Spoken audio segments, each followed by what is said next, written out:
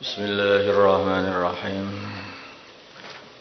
Keputusan Basul Masail Rabu 9 Jumadil Akhir 1445 Hijriah 11 Desember 2024 Masehi.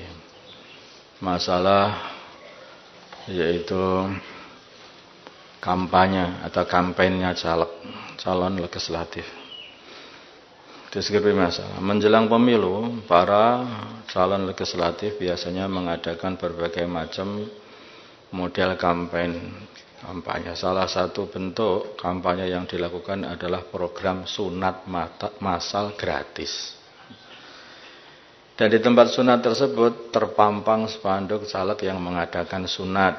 Pertanyaan: bagaimana hukum mengikut sertakan anak kita dalam program sunat massal gratis yang diadakan oleh seorang calon legislatif? Jawabnya adalah haram, tidak diperbolehkan. Dikarenakan itu semacam riswah yang dibuat oleh calon legislatif, riswah kepada yaitu masyarakat, karena dalam hal ini itu yang mengangkat caleg itu adalah masyarakat, yang memilih caleg itu adalah masyarakat. Sehingga seperti pejabat yang diriswah. Sekarang masyarakat yang diriswah karena masyarakat mempunyai kekuatan untuk mengangkat calon legislatif. Nah, di sini inilah makanya kedudukannya terbalik itu. Ini. Makanya kalau kita menerima itu suapan seperti itu. Kenapa ini sunat massal kok gratis kok suap? Karena ini adalah mengandung yaitu qimah atau nilai di situ. Karena orang namanya sunat itu juga harus bayar biasanya. Tapi di sini digratiskan artinya itu dinilai, ada nilainya. Dan berapa biasanya sunat itu? 500, 1 juta harganya. 1 juta itu. Jadi seperti kita disogok 1 juta demi untuk yaitu mengsaksikan kepinginannya orang yang pengen diangkat menjadi pejabat. Wallahu a'lam. Masalah membangun bangunan di tanah sewa. Ada seorang pebisnis menyewa tanah selama 10 tahun. Untuk memudahkan bisnisnya, ia membangun toko di tanah yang ia sewa. Setelah 10 tahun lewat, masa sewanya habis, sang penyewa memaksa pemilik tanah untuk membeli. Sang penyewa memaksa pemilik tanah untuk membeli bangunan atau tokonya tersebut. Karena sudah dia yang bangun. Pertanyaan: bagaimana hukum tindakan penyewa? Yaitu membangun dan memaksa orang yang punya tanah untuk membeli bangunan dia, sebagaimana deskripsi di atas. Jawabnya, hukum membangunnya boleh apabila ada kesepakatan antara pemilik tanah dan penyewa. Ketika akad sewanya adalah menyewa seluruh manfaat tanah. Dikarenakan pemilik tanah mengatakan kamu berhak memanfaatkan tanah sesuai kehendakmu atau sesuai hatimu, maka ia boleh memanfaatkan tanah dengan membangun dan lain-lain, dengan syarat tidak menyebabkan kerusakan kepada tanah. Terus hukum memaksa yang punya tanah untuk membeli. Hukum memaksa yang punya tanah untuk membeli bangunan itu setelah selesai habis masa sewa adalah tidak boleh. Adapun caranya, pihak penyewa yang bangun toko tadi disuruh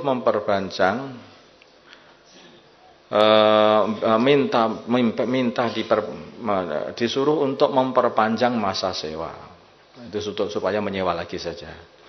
Itu kalau mau. Jika tidak siap memperpanjang masa sewa, maksudnya tidak mau menyewa lagi, meneruskan, maka hakim memerintahkannya untuk memindah bangunannya dengan menanggung segala resikonya.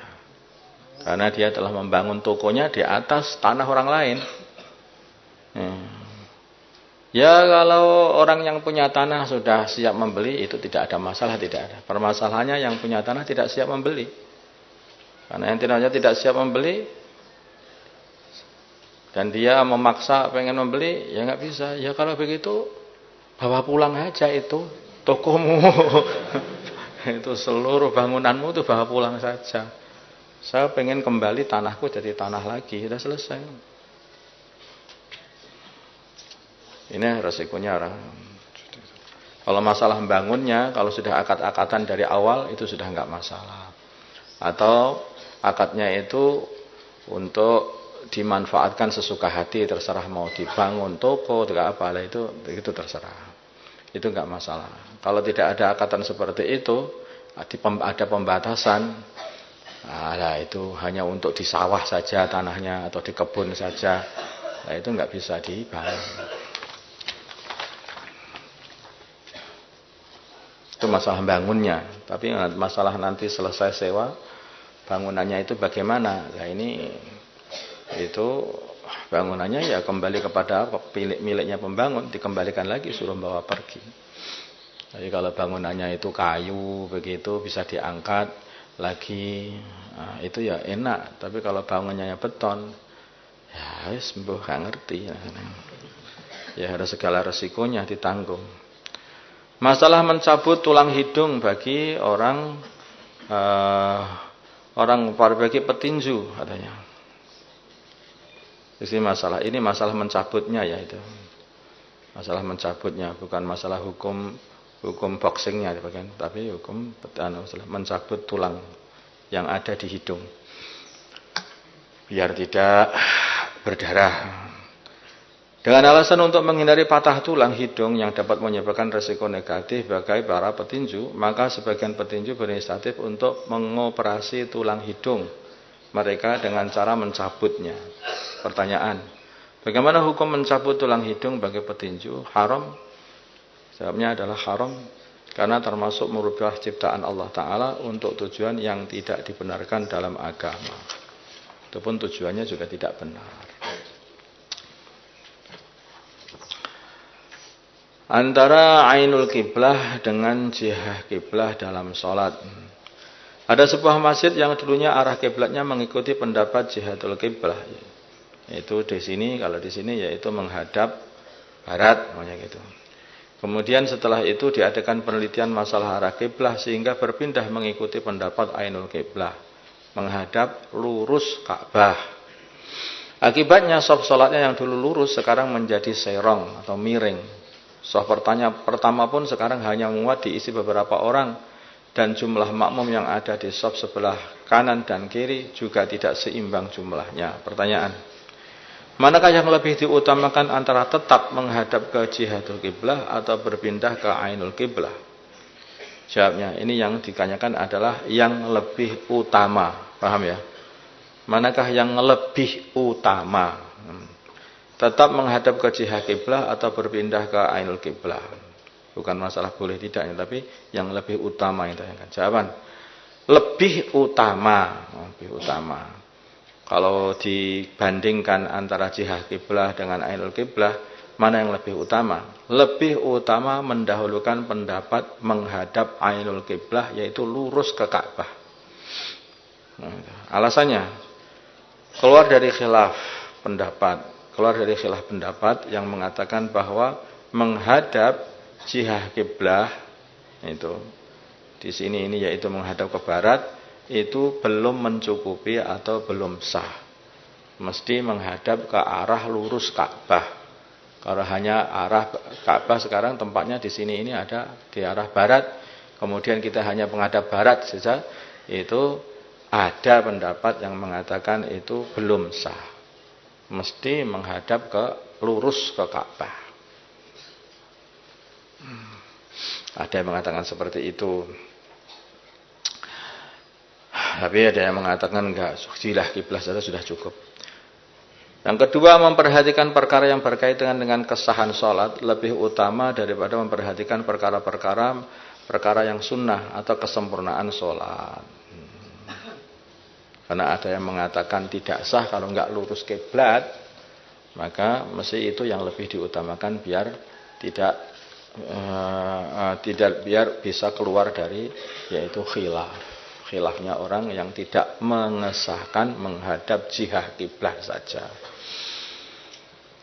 Paham misalnya? Allahumma salli ala sayyidina Muhammad wa ala sayyidina Muhammad wa sallaita ala sayyidina Ibrahim wa ala ali sayyidina Ibrahim wa barik ala sayyidina Muhammad wa ala ali sayyidina Muhammad wa barakta ala sayyidina Ibrahim wa ala ali sayyidina Ibrahim fil alamin innaka Hamidum Majid. Allahumma arham ummata sayyidina Muhammad, Allahumma ighfir li ummati sayyidina Muhammad, Allahumma aslih ummata sayyidina Muhammad, Allahumma alif baina qulubi ummati sayyidina Muhammad, Allahumma ansur ummata sayyidina Muhammad, Allahumma ansur sultanan nasira. Sallallahu ala sayyidina Muhammadin an-nabiyil ummi wa ala alihi wa sahbihi wasallam walhamdulillahi rabbil alamin. Al-Fatihah.